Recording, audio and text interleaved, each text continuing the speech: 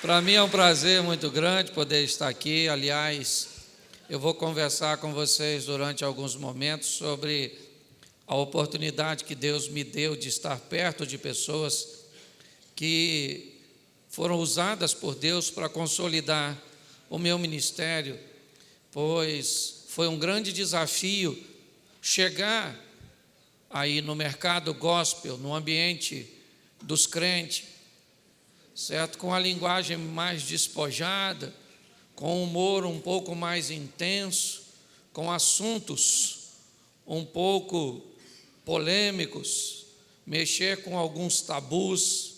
Inevitavelmente, no início, além de ser taxado como palhaço, como alguém sem conteúdo, como alguém que não prestava reverência a Deus, diversos tipos de desconfianças e de adjetivos não muito agradáveis, eles foram sendo colocados sobre minha pessoa. Eu tive que sobreviver a tudo isso para não desacreditar no propósito para o qual Deus havia me chamado. E uma das formas brilhantes que Deus usou para consolidar, certo? Para mostrar às pessoas que havia sim muito compromisso entre eu e Deus e sua palavra e seus propósitos, foi trazer, ou melhor, foi me levar para perto de pessoas, de ministérios, de pessoas que já eram consolidadas, respeitadas, bem vistas, sérias. E quando eu me vi, eu estava no meio dessas pessoas, no grupo dessas pessoas, e muitas vezes sem nem me defender verbalmente, mas através de um convite, de uma participação, de uma presença nos eventos dessas pessoas, certo? A proximidade fez com que fosse tornando-se legítimo o que Deus estava fazendo ou queria fazer através do meu ministério, através daquilo que Ele estava me dando. Então, pastores como o pastor Silas, pastor Silmar, tantos pastores, pastor Flávio, desde das pessoas que eu fui conhecendo no início, porque minha mulher tem uma frase muito interessante quando a gente quer falar de alguém que está, às vezes, até tentando denegrir. Minha mulher pergunta: Cláudio, quem é essa pessoa na fila do pão? E eu, às vezes, me olho e diz: quem eu era na fila do pão? Não que eu acho que eu seja alguém, mas isso afirmou a presença dessas pessoas, o convite dessas pessoas. Você vê, o Cláudio, que era um palhaço outrora, na visão de muitas pessoas, hoje está num evento Casa de Zadok. Se você analisar isso há uns anos atrás, era quase impossível. Por quê? Porque não há reverência nesse moço para tal coisa. Um cara chegou a dizer na rede social que eu era o anticristo. Eu nem costumo responder, mas esse eu fui. Falei: não sou não.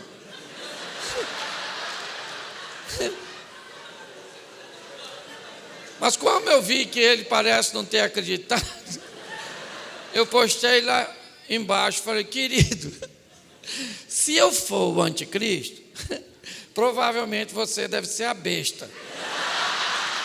Aí ele optou por me bloquear, nós não conseguimos conversar mais. Então eu quero conversar um pouco com vocês, porque o pastor Silas veio aqui e contou uma história, e quando eu olho para algumas pessoas que eu me aproximei, eu falo muito de família, eu aprendi que a família ela é pedagógica, certo? Como praticamente tudo na vida, mas há uma pedagogia muito forte na família.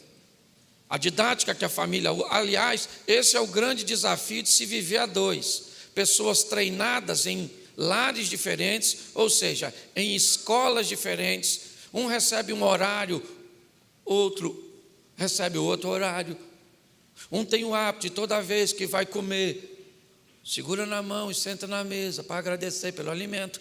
O outro é treinado no lar, que quando vai fazer as compras, coloca as compras em cima da mesa e ora tudo: Senhor, está aqui as compras do mês. Nós estamos muito atarefados, já queremos te agradecer por todas as refeições que vamos fazer. Qual modelo está certo ou está errado? A oração foi feita pelo alimento. São apenas escolas e modelos diferentes. Pois é. Quando eu olho para a maioria das pessoas que pastoreiam e que tiveram ministérios ou têm ministérios bem-sucedidos, eu olho para a escola deles, treinado pelos seus pais, pelos seus avós, pelos seus tios, pelos seus irmãos, por um sogro ou por quem quer que seja. Pessoas que foram praticamente discipuladas, treinadas, ok? Tiveram suas próprias escolhas, é verdade, para que rumo deveriam tomar, mas elas foram vendo as coisas acontecerem, foram aprendendo com as experiências, certo? Com as picadas, como nós falávamos no interior, aquele que vai com o facão, cortando e abrindo aquilo que vai se tornar uma trilha, que vai se tornar, certo? Amanhã, uma pequena estrada e talvez um dia uma rodovia. Pois é, a minha história é um pouco diferente da história desse treinamento. Meu pai tinha 35 anos de idade quando minha mãe chega no Rio de Janeiro, vindo da Paraíba. E meu pai engravida minha mãe e não havia amor naquele relacionamento. Meu pai era casado, pai de 2 filhos, certo? Minha mãe era novinha, vinda, né, da Paraíba, e meu pai enganou minha mãe. E minha mãe engravidou. Ela não queria ficar grávida, nem meu pai queria engravidar minha mãe. Ok? Que isso fique bem claro. Mamãe não queria, papai também não queria, papai só queria pegar a mamãe. É uma verdade, certo? E contrariando as expectativas de todo mundo, porque ninguém queria, certo? E eu só fiquei mais calmo quando vi tu me teceste no ventre da minha mãe. Eu descobri que mamãe não queria, papai não queria, e só queria um momento de prazer. Mas Deus falou: eu vou contrariar as expectativas, eu vou botar um garoto. A notícia não foi bem recebida da minha chegada. Mamãe não queria. Puxa vida, o que nós fizemos? Não sabia eles. Eu passei ali fora, a menina me chamou de lindo. Eu descobri que aqui tem gente mais engraçada que eu. Porque foi de graça, eu nem paguei pelo lindo. Mas olha só, contrariando as expectativas, minha mãe ficou grávida. Foi uma tragédia. Uma tragédia. Certo? Apesar de toda a dificuldade, eu já ouvi falar que eles pensaram no aborto. E eu sou contra o aborto, porque aborto é uma ideia na cabeça de alguém que já nasceu. Porque se a mãe desse indivíduo pensasse igual ele não estaria pensando nisso agora. Ele teria sido descartado também. Mas mamãe me teve. 9 meses depois, lá estava eu. Não deu muito certo, porque mamãe tinha 14 para 15, meu pai já estava com 30 e pouco, quase 40, isso há 50 anos atrás, certo? E meu pai me tomou da minha mãe, me deu para uma tia, que me deu para outra tia, que me deu para outra tia, que depois voltei para cá. Ou seja, eu vivi em tantos lugares diferentes que foi muito difícil eu estabelecer um nível de comportamento. Não havia um comportamento para mim, porque cada família tinha uma pedagogia e uma didática, e eu não sabia como me comportava. Numa tinha horário, outra não tinha, uma podia fazer isso, outra não podia, uma podia falar isso e outra não podia. Então, eu fui crescendo sem uma estrutura. E era tão desafiador para mim, depois de ter sido mandado embora de alguns lugares, que eu fiquei introvertido. Era perigoso falar. Muitas vezes eu fui expulso da casa ou mandado embora, porque utilizei um vocabulário que não era permitido naquele lar, mas de onde eu vim, podia falar. Então, eu fiquei lerdo, tardio nas decisões. Era sempre muito preocupante o que fazer. Eu não era da casa, eu era um estranho vivendo de favor na casa das pessoas. Uma frase, me perdoe, eu estou falando para adultos, uma prima usava muito comigo por eu ser lerdo. Ela dizia: menino, você foi feito nas coxas. Você não foi nenhum ato sexual completo. Porque eu era lerdo. E quanto mais falava isso, me parece que mais lerdo eu ficava. Abusos eu tive que enfrentar dos mais diversos possíveis. Morando sempre em Xerém, um lugar que eu amo é Xerém. Hoje Deus me deu condições de morar, sei lá, não vou dizer em qualquer lugar, mas em muitos lugares. Mas Deus colocou meu coração naquele lugar. E eu lembro que eu fui estudar num colégio, num dos períodos que eu morei com meu irmão. Era um colégio de freira, um colégio bem posicionado no local. E isso tem uma coisa que eu aprendi na vida, que a abençoadora é uniforme, porque nivela todo mundo. No uniforme não tem pobre, não tem rico, não tem nada, é todo mundo de uniforme. Mas tinha as festas, e nas festas o rico aparecia, trazido pelo pai num carrão, usando um tênis maneiro, uma roupa legal. E a gente diferenciava só em olhar. Então já notou que as meninas não olhavam na minha direção, porque o quichute que eu usava para ir para o colégio era o quichute que ia para a festa e acabou. Eu era louco para usar um short da Adidas que era fantástico, até que um dia eu fui na feira e vi um short falsificado. Isso há tantos anos atrás, talvez 40 anos atrás, né? E eu fiquei louco porque eu podia comprar, comprei o short e levei para casa. Primeira coisa que eu cheguei eufórico, mostrei para minha prima. Ela olhou e disse: Cláudio, não é Adidas, é Adibas. Virou assim. E eu falei: caraca, é Adibas mesmo. Mas eu estava tão eufórico com a oportunidade de conseguir, que eu não reparei. E o pior de tudo, porque eu criei uma técnica, eu falei: eu vou usar assim mesmo. Ele era azulzinho, mas era lindo. E eu imaginei, se alguém começar a olhar muito, eu coço. Aí eu crio uma dificuldade de identificação e me saio bem. Eu não lavei o short, saiu 3 letras e as outras não quis sair de jeito nenhum. Perdi.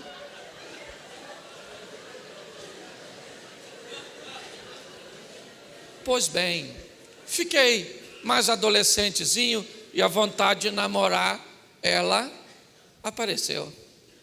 Mas ninguém ia namorar um garoto usando quichute. Como a mãe das moças dizia onde eu morava: esse menino não pode ser seu namorado, primeiro porque seu pai é um irresponsável, sua mãe é mãe solteira, e ele não tem onde cair morto. Não deixava de ser verdade, mas nem toda verdade precisa ser dita. Nós temos que preocupar-nos com as pessoas. Mas ninguém se preocupava. Eu escutei muito isso. E o mais divertido disso é continuar morando em Xerém. porque muitas mães daquelas meninas ainda residem lá. E quando eu passo, hoje, num carrinho um pouco melhor, morando numa casa melhor, com aquela loura, porque mulher não fica velha, ela fica loura, é uma verdade. Aquela mulher loura do meu lado, eu abro o vidro e cumprimento a Santa Senhora, que não deve ter morrido, porque ninguém quer do outro lado, é uma verdade. Aqui jaz o menino que não tinha onde cair. Pois é, já deu para notar que eu deveria ser tudo, menos pastor. O meu treinamento não foi para isso. Eu não fui treinado para isso. Eu não fui adaptado para isso. Certo? A minha história é um pouco diferente da história de muitos e talvez bem próxima da sua história. Mas eu aprendi uma coisa nessa vida. Salmo 27:10. Ainda que teu pai e a tua mãe te desampararem, eu, o Senhor, jamais te desampararei. Eu descobri, depois de um tempo, que eu poderia contrariar o prognóstico, mas eu precisaria de um Deus que governasse a minha vida. Então eu preciso que você abra a sua Bíblia, vai ser rapidinho. Abra a sua Bíblia, Lucas, capítulo 5, verso 1.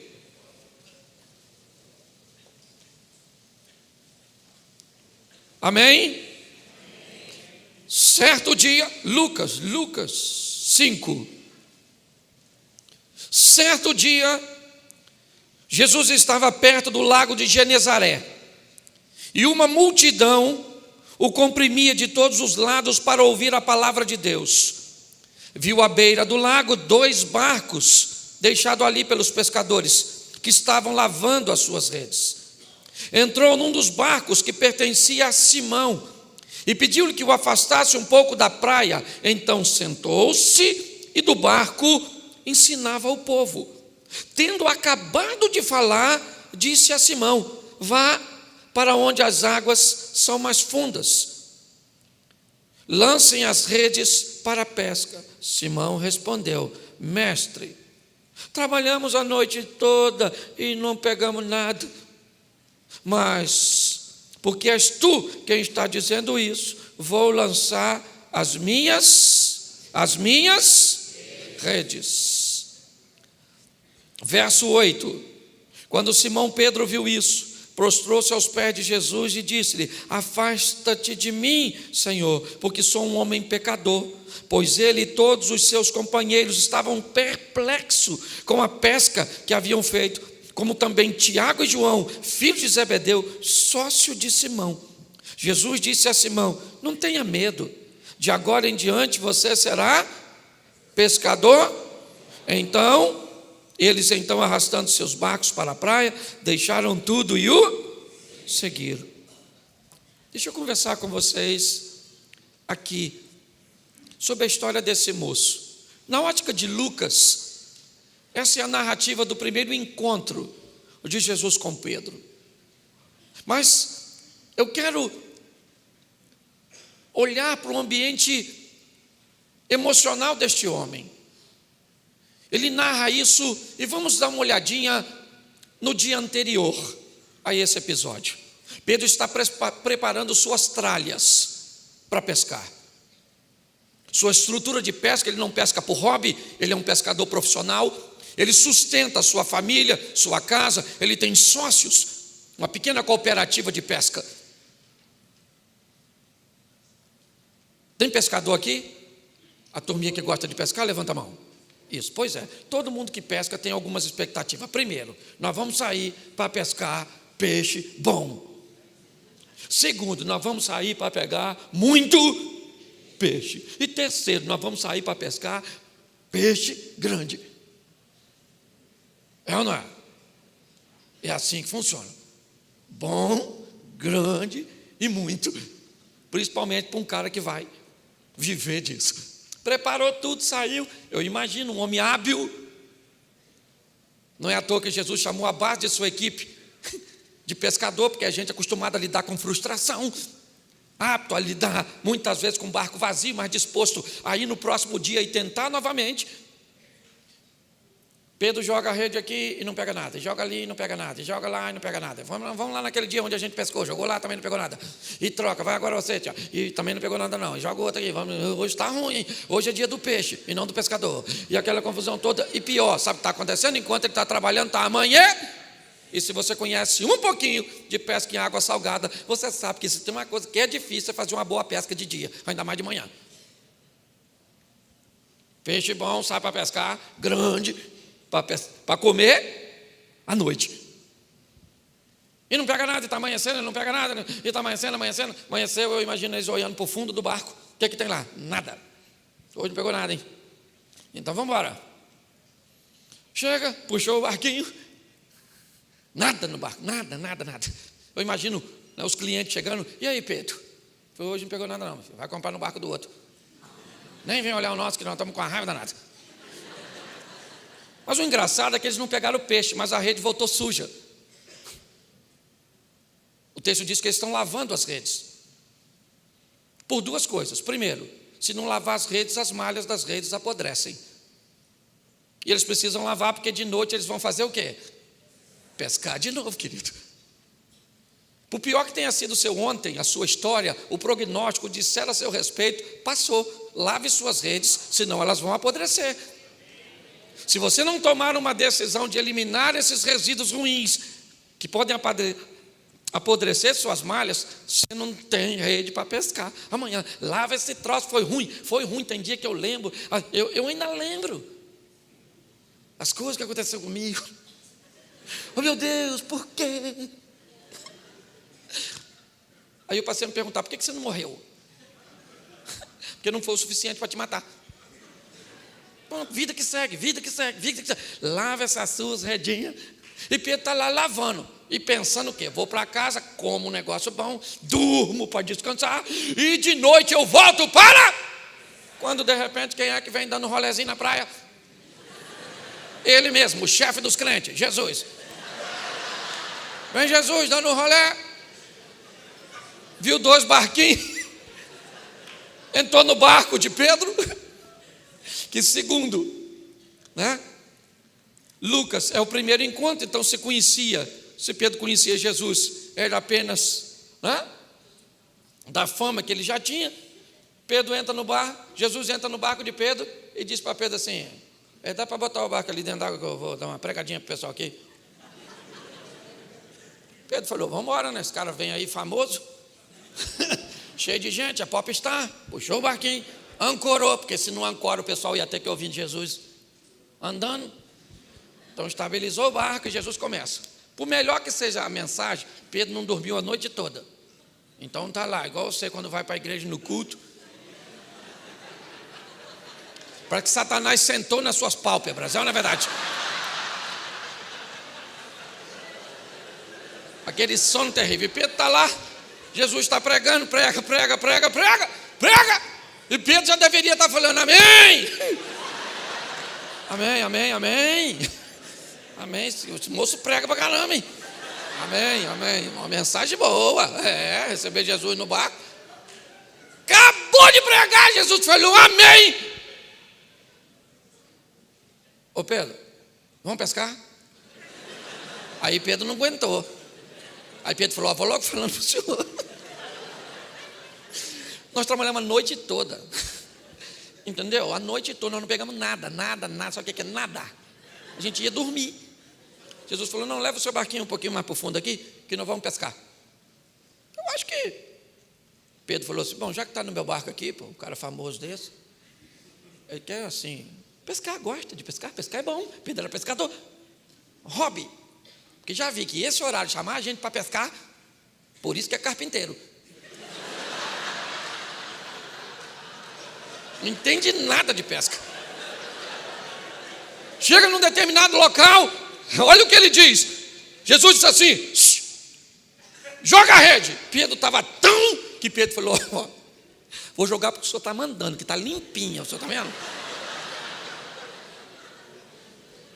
Acabamos de lavar. Jogou.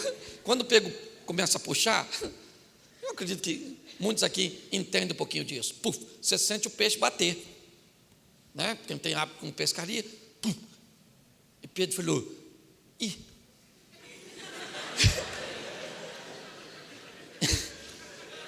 Caramba. Aí, pegou aqui, ou agarrou ou tem peixe. Não, na verdade. Quando ele vê, tem tanto peixe que ele faz sinal para os outros. Shhh. Navega aqui, meu filho, encosta aqui. Pedro já está pensando: cara, podia vir pescar com a gente todo dia, mano. A gente nem pesca mais de noite, não é? Escute só. Pedro esquece que o barco está vazio, sim ou não? O que é a noite anterior para um dia desse? Nada! Entendeu? Estão puxando o barquinho, mas o pessoal está tudo sério. Porque eles sabem que aquilo não é normal. Chegou, puxou tudinho. Pedro falou: ó, Jesus, show de bola, hein? Locou o barco, pregou, pagou. O senhor é um homem santo e eu sou um homem pecado? Pode ir embora. Valeu. Porque tem gente que basta adquirir o que deseja para tirar Jesus da sua vida.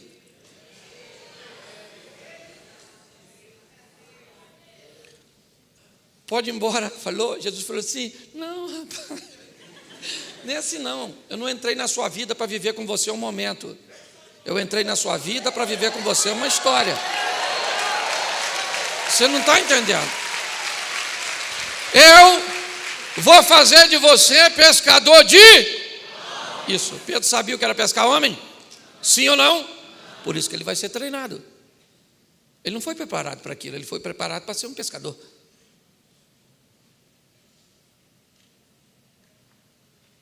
E agora Jesus disse: você vai andar comigo e eu vou treinar você para pescar homens. Ele não sabia pescar homem. Eu não sei ser pastor, eu estou aprendendo a ser pastor. Porque eu não tive uma história e uma escola de pastores para me ensinar. Hoje eu aprendo a pastorear com esses camaradas. Eu ligo para aquele ali, camisa amarela ali, aquele bravo ali. Olha como é que ele me olha assim, ó. Você olha assim, ele parece que é bravo, não parece? Bravo é o outro, Silmar. Silmar é bravo pra caramba. O Cílio é tranquilo. Eu aprendo com esses caras. Essa turma. Você está entendendo? Quando eu olho para Pedro, Jesus está dizendo: cara, você vai agora comigo, andar comigo, você vai ser pescador de homem. É esse troço também que eu não gosto muito. Se fosse pescar mulher,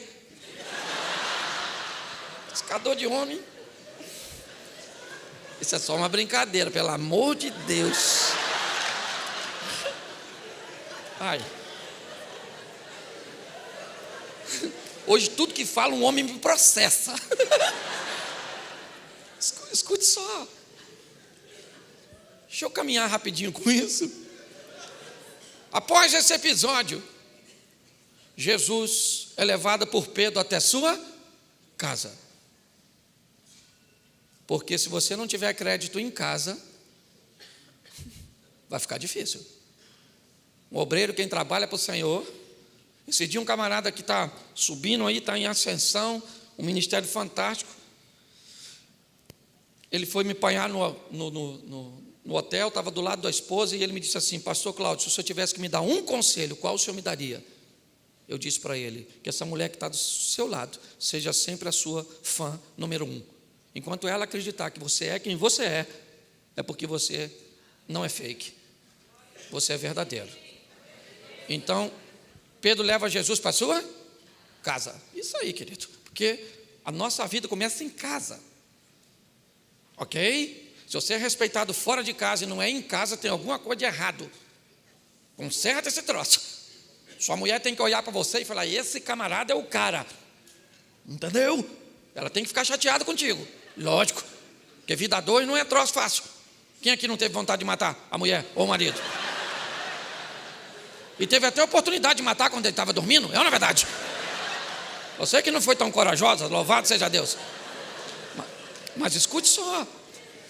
Eu não vou poder passar por todas as etapas, por causa né, para não demorar muito, mas Pedro leva Jesus para onde?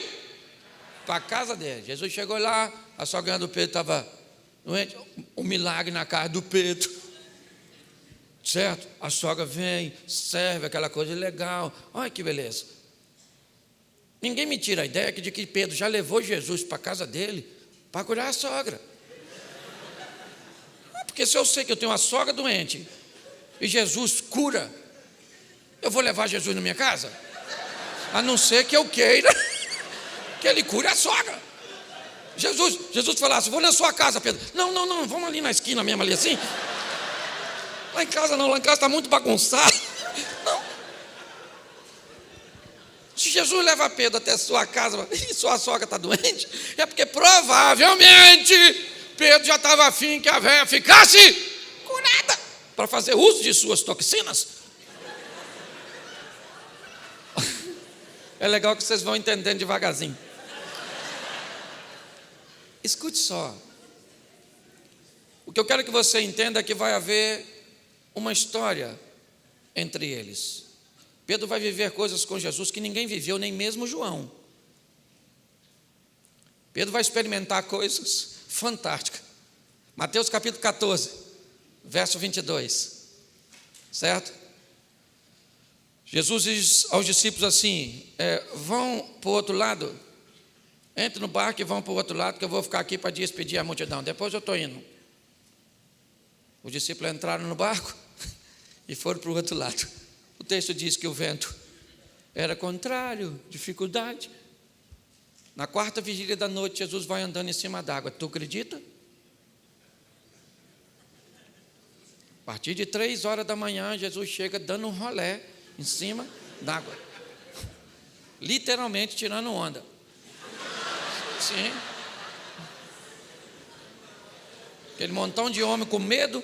Mateus era cobrador de impostos, não sei nem se ele sabia nadar, aquela coisa toda, aquela confusão, e Jesus falou que vinha, botou a gente nessa furada, e não veio, e essa hora ele não chega, veio ele andando em cima d'água, e alguém gritou quando viu, é um fantasma. Ninguém correu, porque não tinha para onde correr, estava em alto mar, mas a Bíblia descreve o desespero de todo mundo gritando, fantasma, socorro, aquele escândalo, e não tinha mulher, era só homem, ok?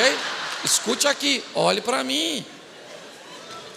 Nesse momento, Jesus lá de fora diz assim, calma gente, que fantasma, o que rapaz? Sou eu! Pedro, chegou assim e falou, é o senhor mesmo? Nós está escuro. Aí, se for o senhor, manda eu ir aí, poxa. Ô gente, qual era o local mais seguro naquele momento? Qual era o local mais seguro? Se você estivesse lá, onde você ficaria? Claro. Mas sabe qual é o problema? Nós queremos viver os milagres de Deus, mas queremos ficar no conforto da mesmice. Você quer viver o sensacional, mas não quer sair do barco. O local mais indicado para ficar onde era? Mas Pedro falou, manda eu ir aí, pô. Lembra?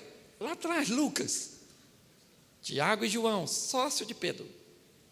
Nessa ocasião, o que os dois deviam estar pensando?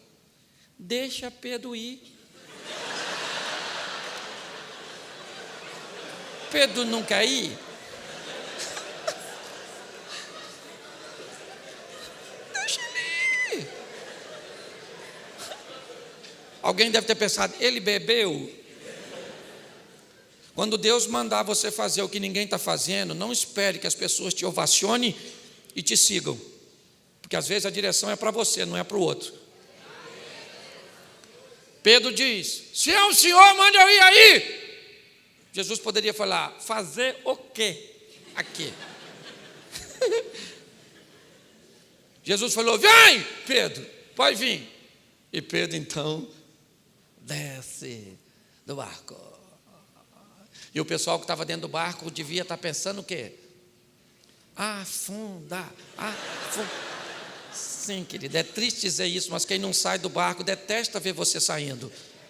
Quem não faz nada diferente detesta ver você fazendo. O covarde odeia a sua coragem. A verdade é essa. Quando nós olhamos para essa situação, lá vai Pedro, olhando para Jesus. E sabe o que é mais engraçado? Quando ele está quase chegando, sabe o que ele fala? Gente, isso aqui que eu estou fazendo é muito perigoso. Andando em cima, começa a afundar. O texto diz que ele está tão pertinho que Jesus estende a mão e diz: segura aqui, homem de pouca fé. Se Pedro é de pouca fé, quem ficou no barco é de pouco o quê?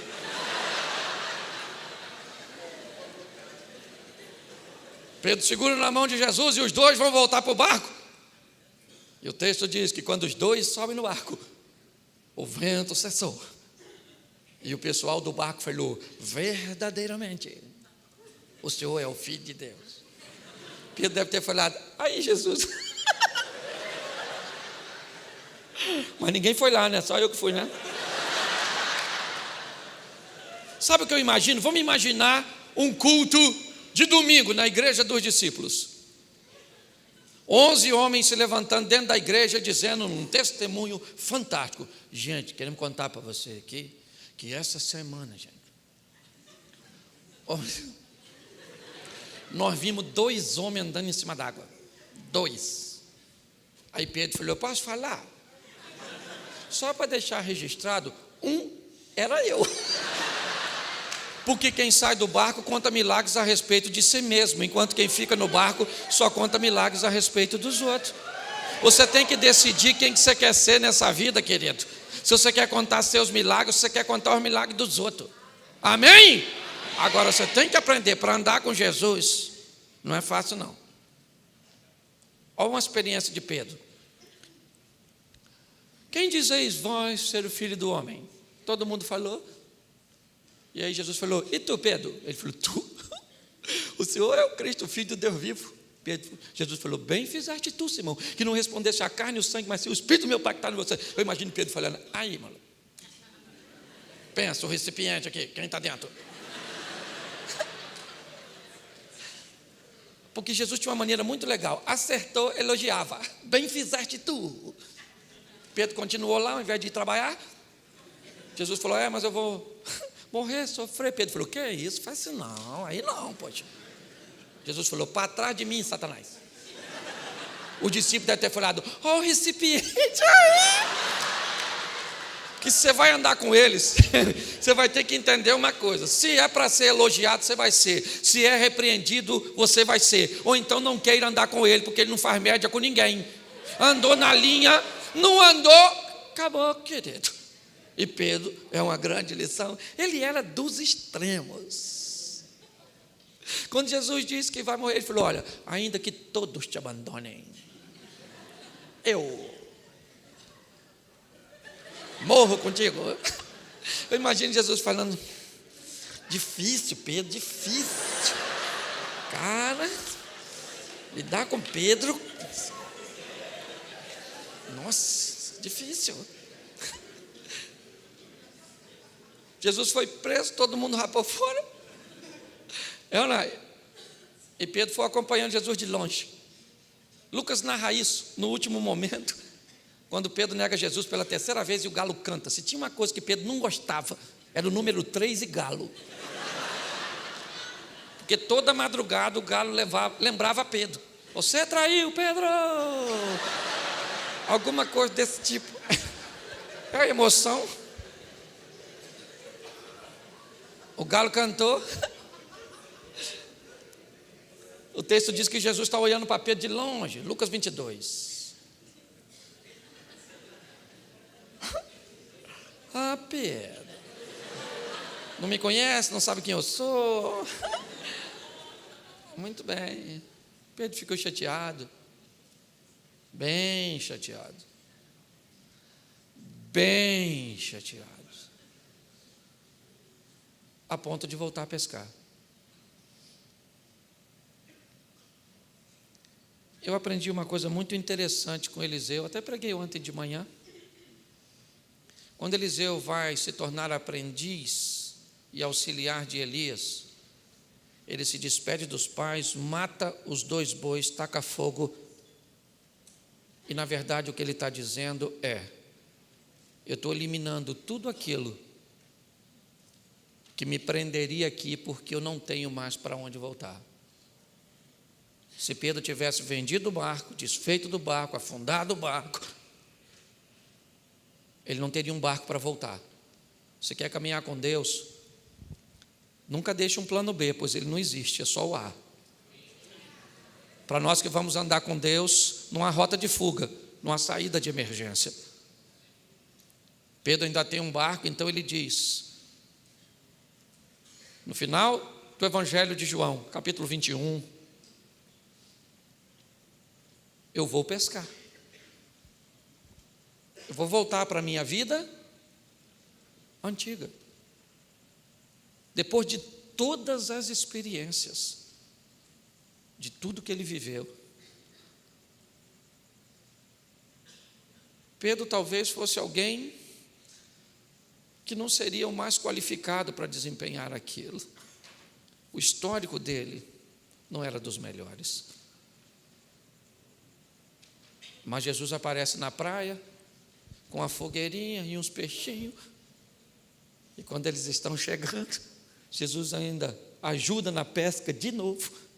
Me parece que lembrando a Pedro o primeiro encontro, né? E Pedro então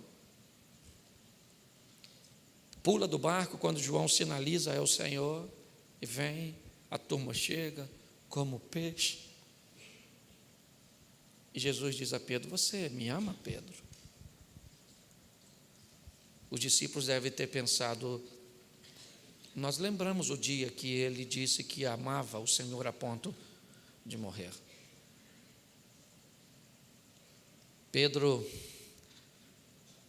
confrontado, ele diz: eu te amo. Isso acontece por 3 vezes, o motivo pelo qual eu não quero, eu quero me focar no resultado. Jesus está dizendo: você vai apacentar as minhas ovelhas. Mas os outros não devem concordar com isso.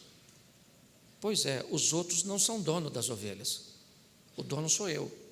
E eu estou dizendo que você vai apacentar minhas ovelhas. Eu preciso terminar isso aqui, porque hoje eu vejo muita gente, sabe, vivendo seus desconfortos, suas crises.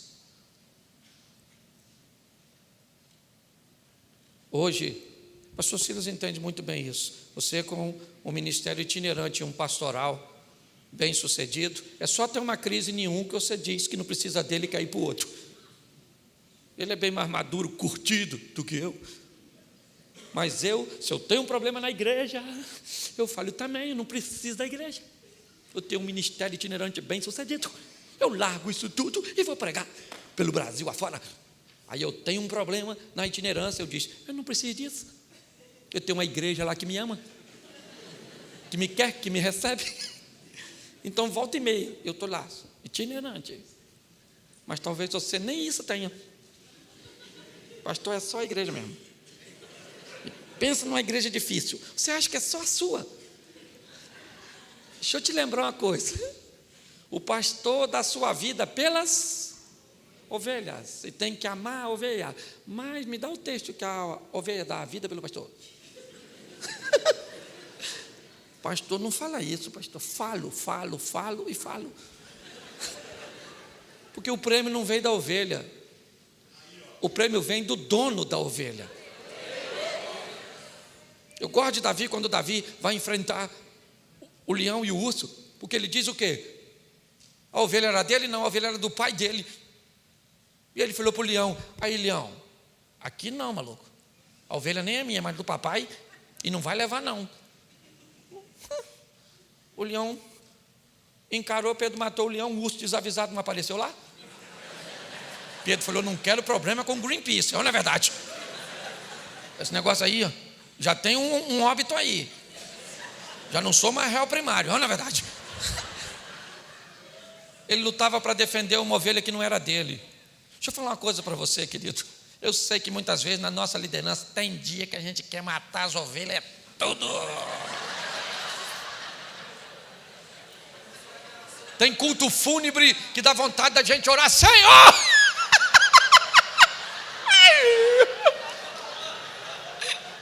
Não quero nem saber para onde foi, não quero nem saber.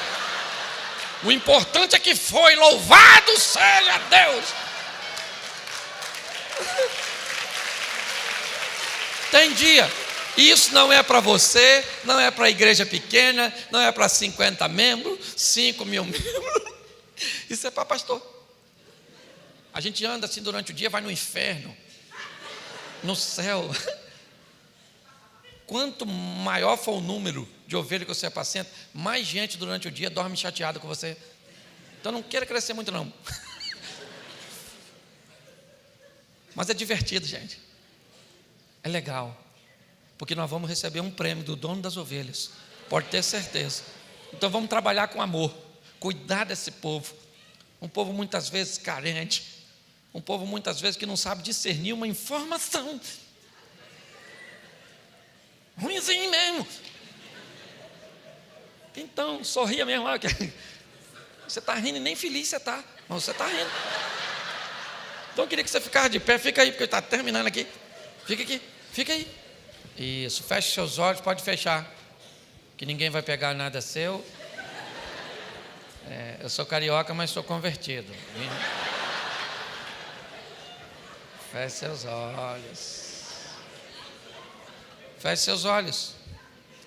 Senhor nosso Deus, histórias muitas vezes estão distintas, treinamentos, às vezes, tão diferenciados, mas todos nós fomos chamados para o mesmo propósito: trabalhar para o Senhor, cuidar da Tua obra, ó Deus.